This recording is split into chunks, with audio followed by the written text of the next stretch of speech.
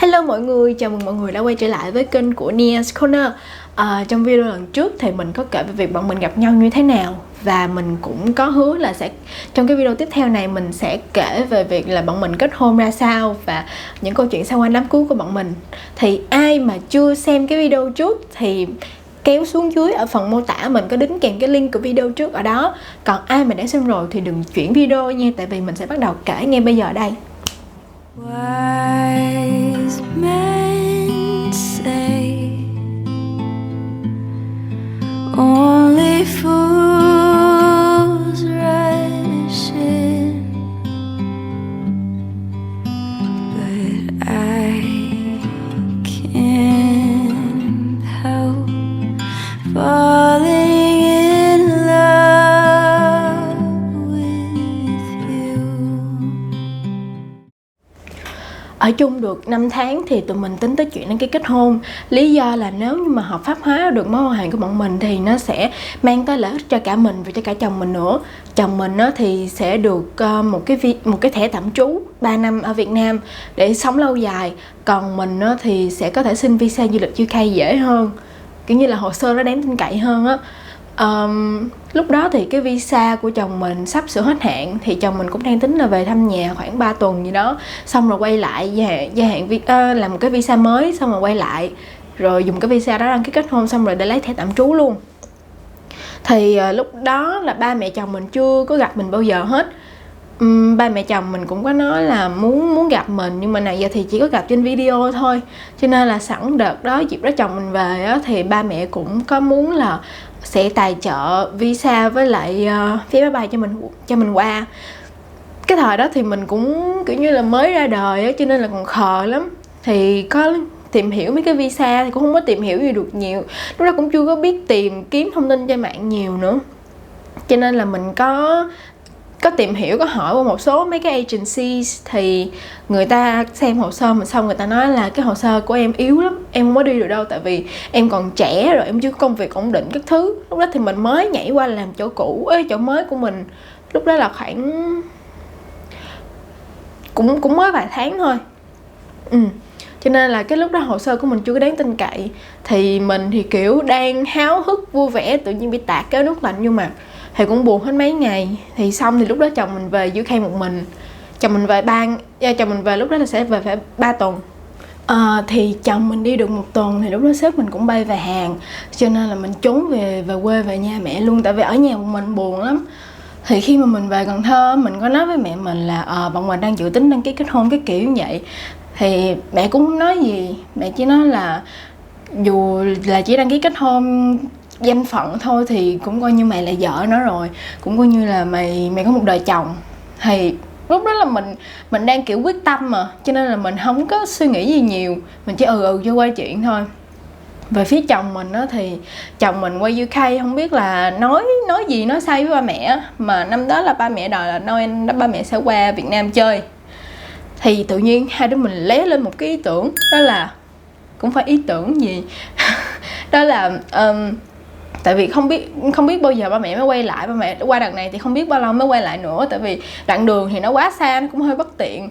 Cho nên cũng sẵn đợt này ba mẹ qua thì sao không làm đám cưới luôn đi, để cho có cả hai bên gia đình, để cho chồng mình thì cũng không có bị tủi thân. Tại vì nếu mà chỉ có một mình chồng mình ở đây, kiểu chồng mình thì cũng là người của gia đình nữa, cho nên nếu mà thấy gia đình bên mình đầy đủ mà mình thì có một mình thì chắc là mình nghĩ cũng kiểu tủi thân. Cho nên thôi sẵn đợt này tiện thì hai gia đình gặp nhau rồi làm đám cưới luôn.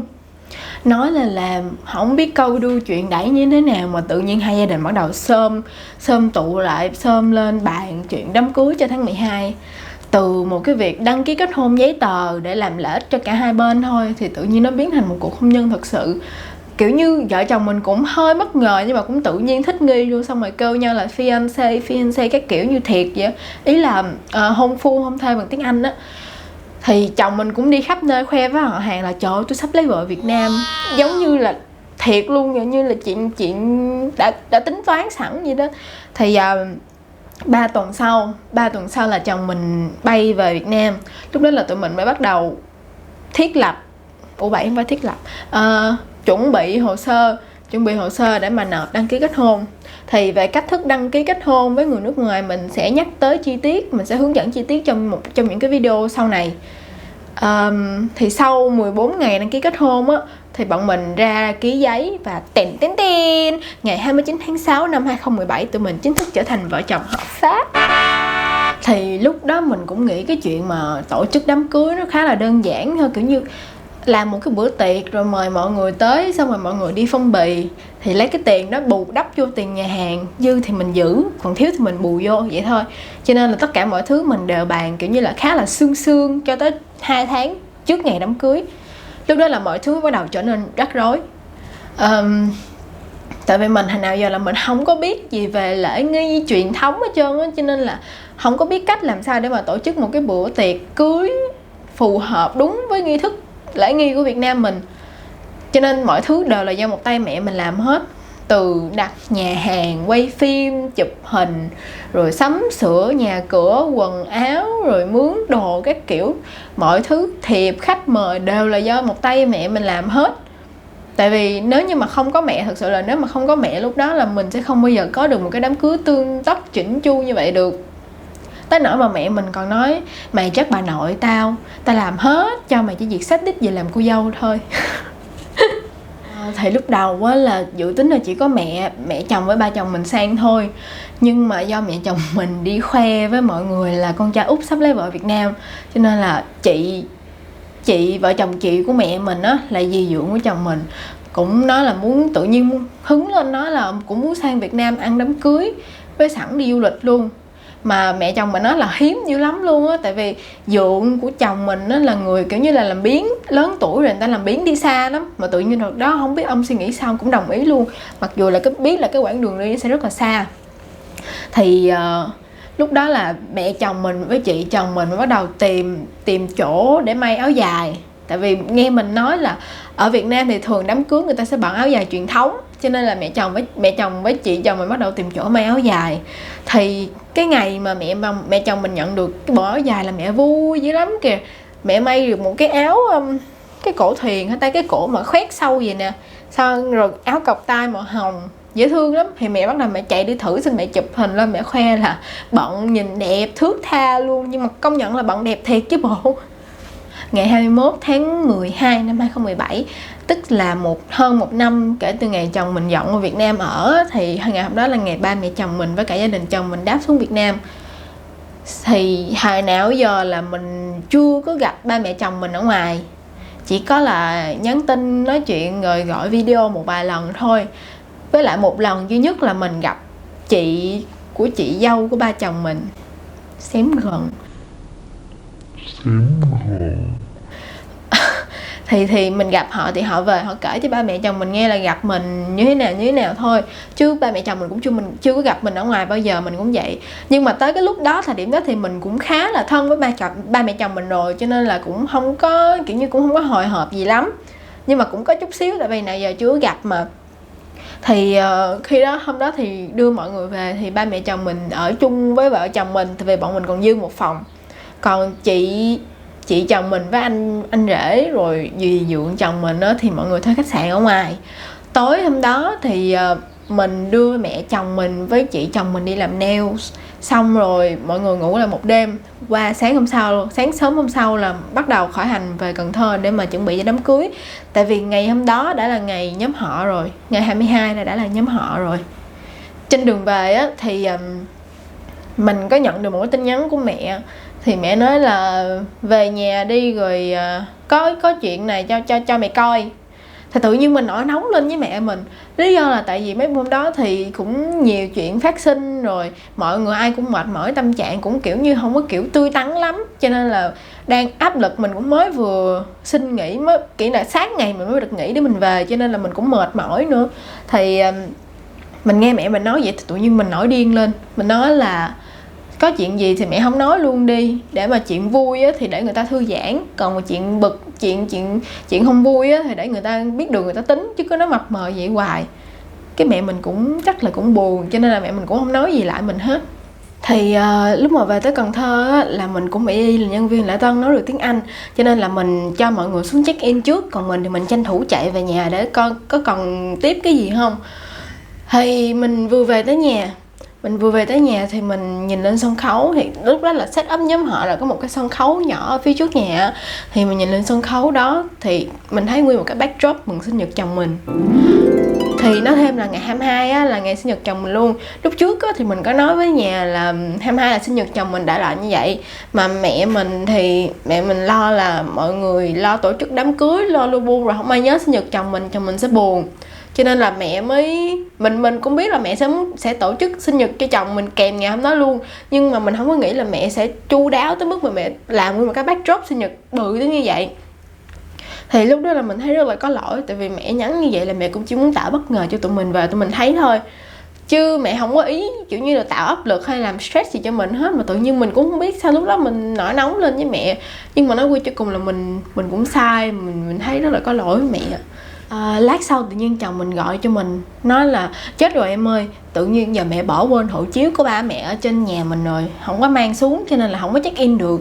Thì mình nghe xong mình cũng hết hồn. Bà ngoại mình cũng kêu mẹ chạy qua mẹ coi người ta làm sao. Thì mình cũng chạy qua thì mình thấy là mọi người cũng đang ngồi ở ngoài sảnh, mọi người đã check in hết rồi, chỉ có ba mẹ mình là chưa check in được thôi. Nhìn thấy mẹ lo mà nhìn thấy thương lắm kìa. Cho nên là mình cũng lật đật mình chạy đi nói chuyện với lễ tân, với quản lý. Lúc đầu thì họ cũng gợi ý là xem mà có cái hình chụp passport hay gì không cũng được. Nhưng mà lạ một cái là mẹ mình không có lưu bất kỳ cái gì trên điện thoại hay máy tính hết. Cho nên là may sao là sau đó mình dùng chứng minh nhân dân của mình để mình bảo lãnh cho ba mẹ vào check in được. Mà cũng chính vì sai hôm đó rút cái chứng minh nhân dân ra thì mới xảy ra một cái vấn đề là thật ra lúc đó mình không có biết, ba chồng mình không có nói. Nhưng mà sau này khi mà mấy lần mình qua Anh chơi thì ba mẹ chồng mình mới nói. Thì chuyện là như vậy, từ lúc quen cho tới ngay cả lúc đám cưới luôn, tất cả mọi người bao gồm cả chồng mình luôn đều nghĩ là mình lớn hơn tuổi thật của mình 2 tuổi. Lý do là tại vì lúc mà mình bắt đầu nói chuyện với chồng mình á, thì lúc đó là mình chưa có đủ 18 tuổi. Mà mình cũng biết là ở bên nước ngoài kiểu như người ta cũng sợ nói chuyện với con nít chưa đủ tuổi vị thành niên. Tại mình cũng không biết là cái độ tuổi vị thành niên của bên đó nó tính là bao nhiêu tuổi. Cho nên là mình cũng kê lên, mình nói với mình 18 tuổi. Thì kiểu như mọi người đều nghĩ là mình lớn hơn tuổi thiệt của mình 2 tuổi. Cho nên là hôm đó sau này ba chồng mình mới nói là bữa đó tự nhiên lúc mà con rút cái chứng minh nhân dân ra, cái ba nhìn, tự nhiên ba quay qua ba lại, tự nhiên ba nhìn thấy cái ba cũng nói trời, ủa con bé này nó mới sinh năm 98 mà hả ta, vậy là nó tính ra là tuổi của nó đâu có giống như thằng Mát nó nói đâu. Tôi nghĩ là ba chồng mình tưởng đâu là chồng mình nói dốc ba mẹ về cái tuổi của mình, mặc dù là cũng không phải là chuyện quan trọng gì, nhưng mà ba mẹ chồng mình cũng kiểu không hiểu sao tự nhiên thằng này nó lại nói dốc mình. Mà thật sự là ba mẹ mình không có biết, là ngay cả lúc đó luôn chồng mình cũng chẳng biết là mình thật sự là bao nhiêu tuổi. Tới sau này kiểu như sau đám cưới vài tháng, tự nhiên mình cảm thấy tội lỗi quá, kiểu như mình vẫn rất là muốn nói rất là nhiều lần rồi, nhưng mà cứ thấy sao á. Thì sau này cũng có một lần mình đủ dũng khí mình nói với chồng mình, thì lúc đó mọi người mới biết. Mà lúc đó mình cũng đâu biết là ba mẹ chồng mình đã biết là tuổi trên chứng minh của mình gì đâu. Cho nên là sau này ba chồng mình khi mình qua bển thì ba chồng mình mới nói, thì lúc đó mình mới biết thôi. Ok, thì sau khi mà mọi chuyện mình giải quyết xong xuôi hết rồi á, thì mình cũng chạy đi make up. Rồi cái tối đó mọi người sang, hai bên gia đình gặp nhau lần đầu tiên thì ăn tiệc. Thì gia đình mình cũng quý lắm, là tại vì không có nghĩ là bên nhà trai qua cũng nhiều như vậy chứ không phải chỉ có ba mẹ chồng mình không, mà bên nhà chồng mình thì cũng rất là quý. Tại vì không những là tổ chức tiệc hoành tráng mà còn kiểu như là tổ chức kèm sinh nhật của chồng mình nữa, thì ba mẹ chồng mình rất là cảm kích cái điều đó. Qua ngày hôm sau thì mọi người ăn uống xong thì về tạm biệt nhau về, thì ba mẹ chồng mình về khách sạn, mình thì mình ngủ lại nhà ba mẹ chồng mình thì cũng ngủ khách sạn luôn. Thì qua ngày hôm sau là 3 giờ sáng rồi mình đã phải thức để mà make up rồi. Thì make up cho mình là có hai cái bà kia, hai bà là con trai mà hai bà khoái chồng tôi lắm. Thì khổ nổi là một bà thì bà tới sớm, bà tới đúng giờ, còn một bà thì bà ngủ quên. Trời ơi má ơi, má ngủ quên gọi má không có được. Mà cũng hơn là nhà bà đó bà gần nhà mình, cho nên là ba mình mới chở cái bà tới sớm, cái bà tới đúng giờ qua để đập cửa lôi cái bà đó dậy. Thì cuối cùng cũng lo bà dậy được, cũng hên à. Thì hai bà làm lật đật make up xong cho mình với mẹ với em mình thì cũng rất là cũng tới 4 giờ mấy sáng. Thì hai bà cũng lật đật chạy qua để mà make up cho mẹ chồng mình với chị chồng mình. Mà hai bà cũng không biết hai bà make up làm sao á, mà mẹ chồng mình nhìn không có ra luôn. Kiểu như là chị của mẹ mình nó nhìn mẹ không có ra luôn. Tại vì nào giờ là mẹ mình tóc rất là ít, cho nên là mẹ mình hay xả xuống để nhìn cho tóc nó nhiều. Hai cái bà này, hai bà cuột cái tóc mẹ chồng mình búi lên để phía sau á, cho nên là nhìn mặt mẹ chồng mình lạ lắm kìa. Còn chị chồng mình á thì quất cho cặp chân mày, nhìn không ra luôn. Nói chung là ý là trang điểm rất là đẹp, hai bạn này trang điểm rất là đẹp, nhưng mà tại vì nãy giờ mẹ chồng mình với chị chồng mình không có quen kiểu trang điểm như vậy á, cho nên là nhìn thì nhìn hơi mắc cười, nhìn không có ra. Thì hôm đó là đội hình rước dâu là cũng được 10 người, là có ba mẹ chồng mình nè, rồi dì Dượng nè, rồi anh chị chồng của mình, rồi anh Pierre với chị Hương là anh chị kết nghĩa của mình, rồi anh Michael với anh Si. Thì hai cái anh này là bạn của chồng mình, tình cờ lúc đó cũng đang đi du lịch ở Việt Nam, cho nên là mọi người kéo theo đi chung cho xôm luôn. Thì đội hình hôm đó cũng được 10 người, đàn trai hôm đó được 10 người, cũng khá là xôm á. Hôm đó thì cái lễ cưới diễn ra là đầy đủ truyền thống luôn, đậm chất Việt Nam luôn á, nhưng mà cũng ngắn gọn, chỉ có lễ rước dâu với lại cái đãi tiệc nhà hàng buổi chiều thôi. Chiều hôm đó mình cũng thay đồ ra nhà hàng. Thì hôm đó khá là may mắn là tại vì thời tiết hôm đó rất là đẹp. Trước đó 1-2 ngày á, là bão bùng, lúc đó là đang có bão, dự đoán bão nó kéo tới dữ lắm, cho nên mình cứ lo là tới cái ngày đám cưới của mình là không ai bão, không ai đi, chắc chết luôn. Nhưng mà hên là đó thời tiết rất là đẹp, cho nên là khách khứa đi nhiều hơn dự kiến, đầy đủ hơn dự kiến. Thì mở màn đám cưới á, là mình cho chạy cái video mà hành trình lớn lên của tụi mình từ lúc mà còn nhỏ xíu cho tới lúc lớn là gặp nhau như thế nào á. Thì nếu mà mọi người muốn xem cái video phát ở đám cưới của mình á, thì mình có kèm cái link ở dưới cái video description ở dưới, thì mọi người cứ bấm vào đó là nó sẽ dẫn tới cái video đó để xem nha. Ok, thì sau đó là sau khi mà cái video đó tắt á, thì bắt đầu là đèn tắt hết để mà mình bắt đầu mình cất tiếng hát bước vô lễ đường. Ở trên sân khấu là có chồng mình đứng chờ sẵn. Thì mình hát mở màn, mình hát thôi chứ chồng mình không hát, chồng mình hát chắc khách trốn về hết.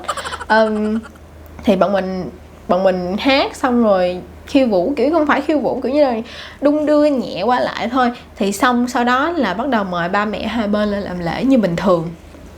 Thì cái phần mà cái kỷ niệm mà mình nhớ nhất trong cái buổi tiệc chiều hôm đó là trước đó là mình hay nói với mẹ mình, trời ơi con người ta đi đám cưới, mẹ viết tâm thư đồ, đọc khóc lóc đồ, nhìn thấy cảm động thấy ham, còn mẹ nhà này không có làm gì hết trơn á.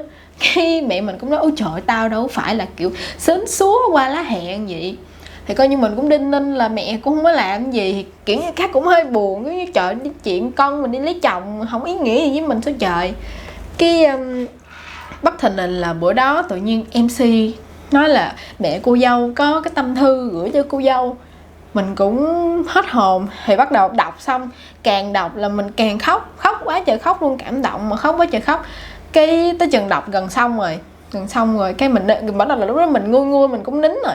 Cái tự nhiên MC kêu chị họ của mình, chị My, chị họ của mình, kêu chị My là dịch ra tiếng Anh cho bên nhà chồng. Thì chị mình bắt đầu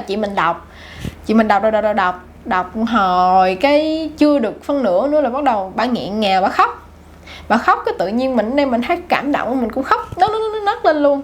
Cái là hai đứa đọc không được lá thư mà còn đứng khóc nữa. Tại vì thật sự là chị My á là chị họ nhưng mà thân với mình từ nhỏ, nói chung là anh chị em nhà mình là thân với nhau lắm, anh chị em họ mà thân như anh chị em ruột vậy á. Thì chị của mình là chứng kiến mình từ nhỏ tới lớn luôn, cho nên là tới cái lúc mà mình đi lấy chồng á, thì mình nghĩ là chị mình theo mình suốt một cái quá trình như vậy, thì chắc là chị mình cũng thấy sao ta, cảm thấy xúc động khi mà tới một ngày đó tự nhiên em mình nó lớn, nó đi lấy chồng. Mình nghĩ là chắc sau này trong đám cưới của em mình cũng sẽ muốn khóc. Trời, nói tới đây cái muốn khóc thiệt luôn má ơi. trong cái lúc mà đám cưới là mình chạy cũng muốn học hơi luôn. Đúng kiểu như là đám cưới chạy xô Việt Nam mình vậy đó. Cứ làm lễ xong cái hối lẹ cho xong rồi chạy xuống chụp hình một vòng mấy chục bàn, xong rồi phải chạy lẹ ra để mà tiễn khách đi về, tại sợ tiễn là không có kịp á. Rồi là thực ra là bữa đó là mình bị hối, là mình cũng hơi quạo luôn á. Sau này nghĩ lại thì cũng có tiếc, là tại vì đám cưới của mình cũng chỉ có một lần trong đời thôi, nhưng mà mình cũng không có được bày vẽ làm trò này trò kia cho vui, cho ý nghĩa theo ý của mình được.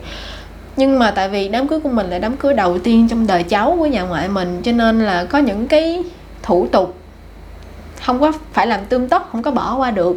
Thì mình cũng ok, chồng mình cũng ok với chuyện đó, không sao hết. Quan trọng là cưới nhau về sống với nhau như thế nào thôi, mình nghĩ vậy. Cũng có thể bù đắp được bằng những kỷ niệm khác mà, đúng không? Thì ngoài cái chuyện đó ra là không có chuyện gì phật ý luôn á. Tất cả mọi thứ đều cực kỳ mỹ mãn, như là thành công vượt sức tưởng tượng luôn. Thực ra là biết ơn nhất là mẹ của mình.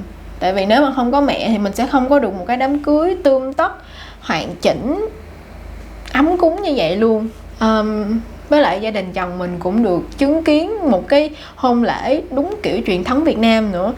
Cái mà sau này ba chồng mình mới nói với mình, khi mà mọi người nhớ lại cái việc đám cưới á, thì có nói với mình là đâu phải ai sang Việt Nam chơi cũng được kiểu như là trải nghiệm cái văn hóa truyền thống như là một cái đám cưới như vậy đâu. Cho nên là mình nghĩ cái bữa tiệc, cái đám cưới của bọn mình đã trở thành một cái kỷ niệm rất là khó quên, kỷ niệm đẹp rất là khó quên, không những là đối với vợ chồng mình mà là đối với cả gia đình hai bên nữa.